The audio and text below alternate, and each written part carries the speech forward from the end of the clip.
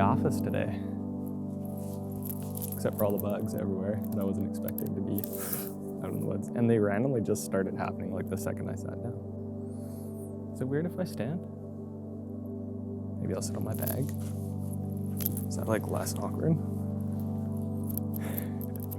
We've been getting a lot of questions from people like DMs and stuff that are either just starting videography, just picking up a camera for the first time, or even friends of ours that are photographers that are starting their videography or filmmaking journey as well. I know for myself, like we never went down the photography path. We kind of just jumped straight to doing video. But I do know if like I was trying to get into doing photo, I know how daunting that feels for me because I know nothing about it. So coming from the other side or even just starting, I think it would be great to have tips out there for anybody starting. The fundamentals for picking up a camera and basically just going out and shooting and creating are pretty simple, and there's a ton of information out there that you can get lost in. So yeah, you've picked up your DSLR camera or your mirrorless camera and you're like, I'm gonna shoot some videos, where do I start? Knowing your exposure settings for starters, I think is very important. So there's 3 settings. If you don't know what they are, they call them the exposure triangle, which is ISO, aperture, and shutter speed. Now in photography, you can change your shutter speed depending on light and things like that, and go off that to the extent of my knowledge. But in video, your shutter speed can only be double what your frame rate is to get the most natural looking movement like what you see in films and on TV. And then that being said, your frame rate is also very important. Basically, if you're shooting something like this, like a talking head or something where you're not trying to slow it down, you would want to shoot in 24 frames per second to get, again, the most pleasing image. Cinema is typically shot in 24 frames per second, and that's what we're used to seeing. And sorry, there's bugs. That being said, if you want to shoot in a higher frame rate, like 60 frames per second, like most cameras out there can do, you'd want to typically shoot in those higher frame rates to slow things down if you're trying to accentuate something happening or even to help stabilize your shots. So that being said, those two are kind of important. They go hand in hand. So if you're to shoot 24 frames per second, your shutter speed would be 1/50. If you're shooting 60 frames per second, you would want your shutter speed to be 1/120, and so on and so forth, just to double it to keep that natural looking motion blur. Your ISO is very important as far as like the noise that it adds to the video. Cameras have a native ISO, which is the least amount of grain, the least amount of noise that's introduced into your image. The higher that goes, typically the more noise is introduced. So as it's getting darker and you're needing more light, and you start increasing your ISO, you start to kind of hit a spot where it doesn't look good, the whole image falls apart, and you don't really typically want to go up there. So if you're going out shooting in daylight, you want to have your ISO at your camera's native ISO, which is super, super important. A lot of cameras like the one we're shooting on come with dual native ISO, which is incredible for if you're shooting in low light situations. So you want to typically shoot as close to that as possible depending on the light situations. So what happens when you have your aperture wide open for that nice blur and you have your ISO at the nice, most optimal, clean, native ISO setting, and it's super bright out, everything's blown out, you'd want to add an ND filter or a neutral density filter. It's basically sunglasses for your camera.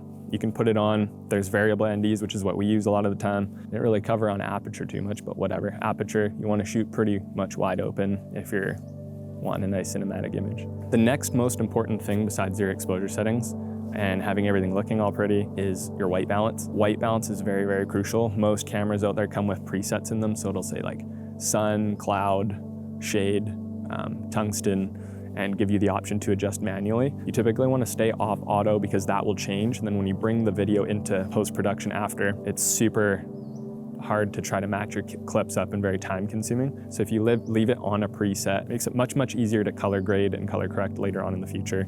It saves you so much time. So that's a super important one as well. The next most important thing, in my opinion, would be stabilizing your camera.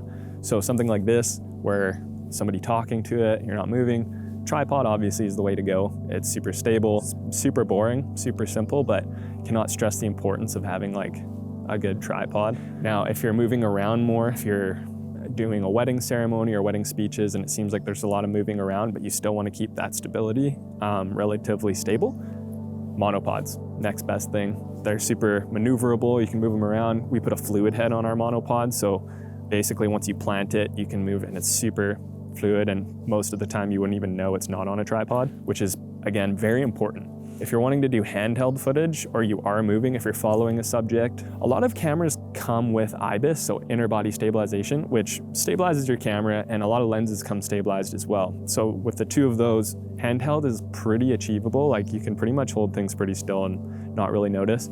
If you are following somebody, you will get some shakes. That being said, if you don't have IBIS in your camera, highly suggest either not moving or moving as little as possible until you really have the camera movement dialed in. It takes a little bit to get control of your camera in an organic way without it having it look like a super zoomed in home video where it's shaky, where, you know, like when you were 4 years old, you grabbed the video camera from mom or dad and were filming or whatever with it. It's kind of how it comes across if you don't really know how to move your camera.